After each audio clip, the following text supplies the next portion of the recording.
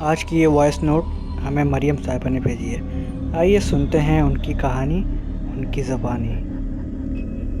मेरा नाम मरियम है और मैं आपके साथ अपना एक वाक़या शेयर करना चाह रही हूँ, जो कि कल रात मेरे साथ पेश आया जब मैं अपनी नानी के घर रुकने गई हुई थी।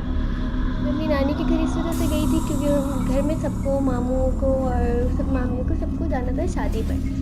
तो मेरी नानी जो है वो एजेड है, ज़ईफ़ है, तो वो बिस्तर से उठ नहीं सकती हैं, चल फिर नहीं सकती। तो मुझे उनका ख़्याल रखना था, देखभाल के लिए जाना था। घर में कोई था नहीं और रुकने के लिए कोई जेंट्स वग़ैरह भी नहीं था।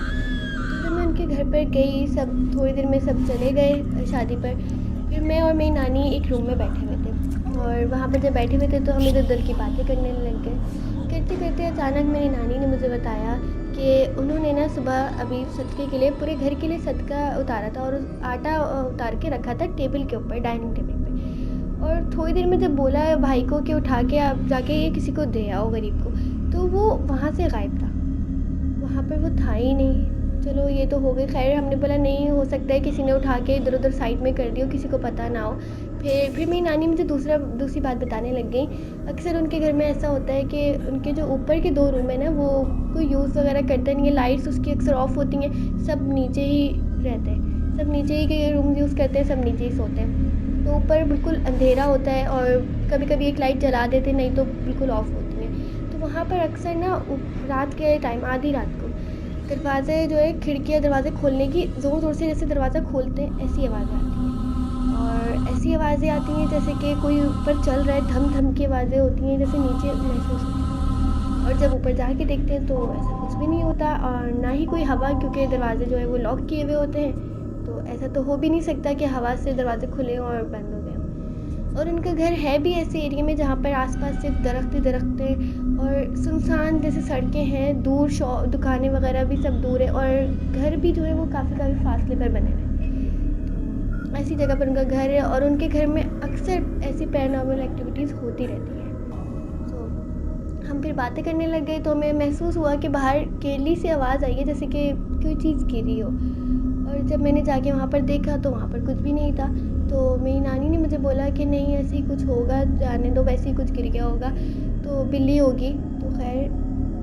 तो खैर फिर उसके बाद हम लोग बैठे हुए यही बातें दोबारा कंटिन्यू करने लगे। वो मुझे और भी बातें बताने लगी, ऐसे वाक़यात किसी के साथ हुए थे तो वो शेयर करने लग गई। और इतने में ना खिड़की के ऊपर नॉक हुआ।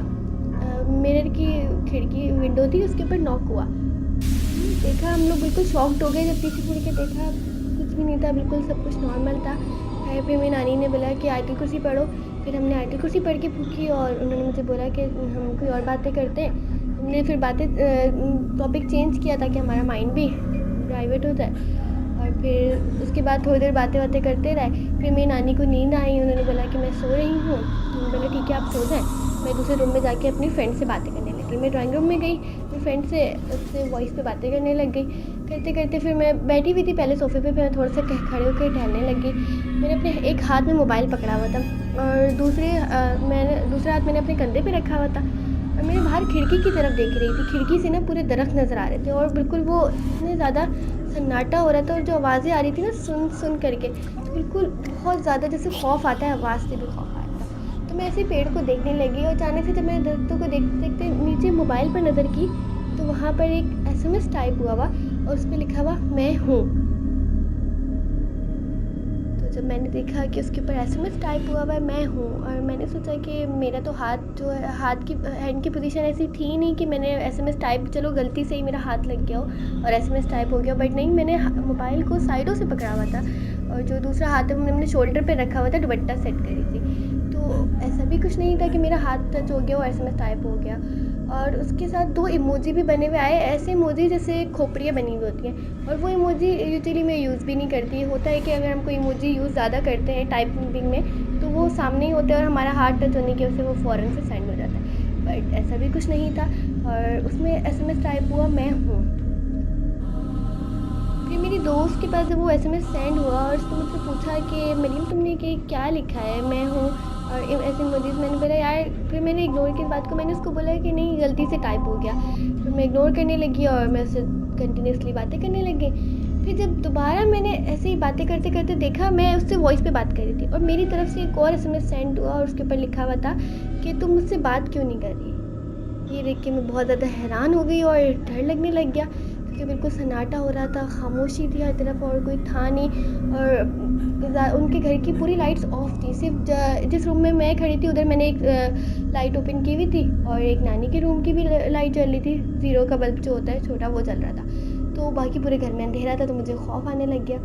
फिर मैंने सोचा कि यार मैं उस रूम में और ज़्यादा देर खड़ी नहीं होंगी, मैं जाके नानी के पास ही बैठ जाती हूँ। खैर मैं वहाँ पे जाके उनके रूम में बैठी। फिर मैंने उसको बोला, यार एसएमएस पे बात करो, वॉइस पे आवाज़ आएगी, नानी डिस्टर्ब होंगी। तो मैं एसएमएस करने लग गई। अब फिर दोबारा मेरे मोबाइल से एक एसएमएस टाइप हुआ। उसके बाद फिर जब मैं नानी के पास आकर बैठ गई तो फिर दोबारा मेरे मोबाइल से एसएमएस टाइप हुआ। मैं बात करने लगी एसएमएस पर और दोबारा में बस क्वेश्चन मार्क का एसएमएस टाइप हुआ मेरी तरफ से कि मेरी दोस्त को सेंड हुआ। और मैं सोचने लगी, यार मैंने तो किया ही नहीं। मैं टाइपिंग कर रही थी, लेकिन ऐसे कैसे हो गया? मैंने सेंड ही नहीं किया, मैंने तो अभी इसको एसएमएस किया, मैं उसके रिप्लाई का वेट कर रही थी। फिर खैर जैसे ही क्वेश्चन मार्क का एसएमएस टाइप हुआ, मैंने बहुत हैरत से देखा, मुझे बहुत ज़्यादा खौफ आने लग गया, यार कैसा कैसे हो रहा है? और फिर अचानक से जो खिड़की पहले नॉक हुई थी, अब वो उसकी इतनी ज़ोर से आवाज़ आई जैसे कि उसके ऊपर कुछ लगा है। ठक करके बहुत ज़ोर की आवाज़ आई और आवाज़ इतनी ज़ोर से थी कि मेरी नानी भी उस आवाज़ से उठ गई। और फिर उन्होंने बोला कि क्या लगा है? मैंने बोला पता नहीं, ऐसे ही आवाज़ आई है यहाँ पर, ऐसे जैसे कोई पत्थर लगा है। हालाँकि वो काँच की वो थी, खिड़की थी, अगर कुछ लगता तो ज़ाहिर-सी बात है वो टूट जाती। लेकिन ऐसी आवाज़ थी कि जैसे उसके ऊपर किसी ने ज़ोर से पत्थर मारा हो। उसके बाद मेरी नानी उठ गई और फिर मैंने उनको बताया तो उन्होंने बोला कि आप आयतुल कुर्सी पढ़ो, तुम आयतुल कुर्सी पढ़ो और कुल हुवल्लाहु अहद पढ़ो और ये पढ़ के फूँको। फिर हमने अपने ऊपर पढ़ के फूँका और फिर मैंने उनसे बोला कि आप जब तक नहीं सोएंगी तब तक कोई आ नहीं जाता, मुझे बहुत ज़्यादा डर लग रहा है। फिर वो और मैं, नानी और मैं बातें करने लग गए। इतने में फिर सब आ गए। खैर वो रात मेरी बहुत ज़्यादा खौफनाक गुज़री उनके घर पे, क्योंकि मुझे ऐसा लग रहा था जैसे अब कुछ होगा, अब कुछ होगा। बहुत ज़्यादा खौफ आ रहा था मेरे घर से, बहुत ज़्यादा। सो ये थी स्टोरी।